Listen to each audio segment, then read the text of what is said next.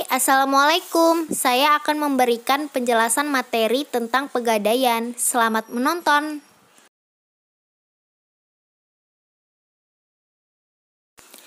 Apa sih pengertian pegadaian?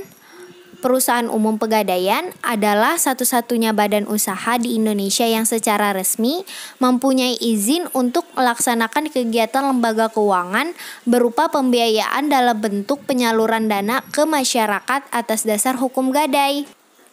Gadai adalah suatu hak yang diperoleh seseorang yang berpiutang atas suatu barang bergerak. Apa sih tujuannya pegadaian? Yang pertama, penyaluran pinjaman atas dasar hukum gadai. Yang kedua, mencegah praktik ijon. Yang ketiga, mencegah pegadaian gelap. Dan yang keempat, mencegah riba. Jenis-jenis pegadaian. Yang pertama, pegadaian konvensional, yaitu suatu lembaga pemerintah yang memberikan uang pinjaman terhadap nasabah atas dasar hukum gadai dengan menggunakan sebuah sistem pencatatan manual, menggunakan sistem bunga dan tarif jasa simpanannya yang cukup besar. Yang kedua, pegadaian syariah, yaitu lembaga pegadaian dengan memberikan uang pinjaman sesuai dengan sebuah prinsip-prinsip syariat Islam dengan tarif jasa simpanan uang tidak terlalu besar dan pada biaya administrasinya sangat kecil. Apa aja sih kategori barang gadai?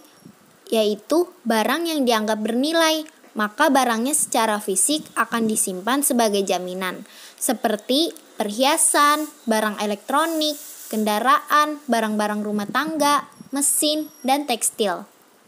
Ada beberapa produk atau layanan pegadaian, yaitu KCA, kredit cepat aman, Kreasi, kredit angsuran fidusia, Krasida, kredit angsuran sistem gadai, Gadai Syariah, Arum, dan Krista.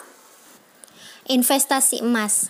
Yang pertama, emas mulia, merupakan pembelian logam mulia untuk investasi secara tunai atau kredit. Berat per keping mulai 5 gram, 10 gram, 25 gram, 50 gram, sampai dengan 1000 gram. Yang kedua, tabungan emas, pembelian logam mulia dengan sistem tabungan kelipatan 0,01 gram. Di pegadaian ada beberapa aneka jasa. Yang pertama, jasa sertifikasi batu mulia. Yang kedua, jasa titipan. Yang ketiga, jasa taksiran, kucica, kiriman uang cara instan, cepat dan aman. Dari mana aja sih sumber dana pegadaian? Modal sendiri, penyertaan modal pemerintah, pinjaman jangka pendek dari perbankan, pinjaman jangka panjang dari KLBI, pinjaman dari masyarakat, dari obligasi. Kegiatan usaha pegadaian: menyalurkan pinjaman, menerima jasa taksiran, menerima jasa titipan, memberikan kredit pegawai tetap, bersama pihak ketiga memanfaatkan aset perusahaan dalam bisnis properti. Kewajiban pemberi gadai. 1. Pemberi gadai berkewajiban untuk melunasi hutang dalam jangka waktu yang telah ditentukan, termasuk bunga dan biaya lain yang telah ditentukan pemegang gadai.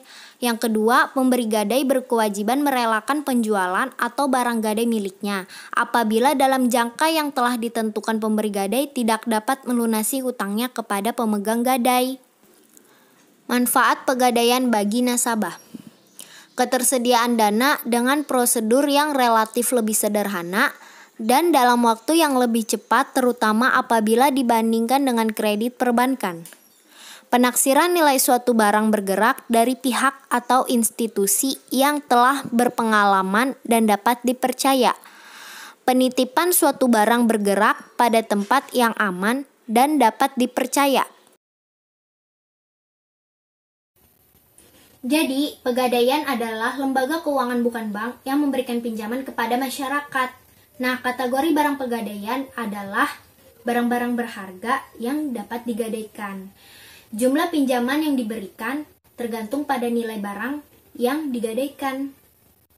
Selain itu, ada juga investasi emas, seperti emas mulia dan tabungan emas. Di pegadaian sendiri ada beberapa jasa. Jasa itu adalah jasa kucica, jasa taksiran, jasa titipan, dan jasa batu mulia. Sekian dari penjelasan materi yang saya berikan, semoga bermanfaat. Wassalamualaikum warahmatullahi wabarakatuh. Bye!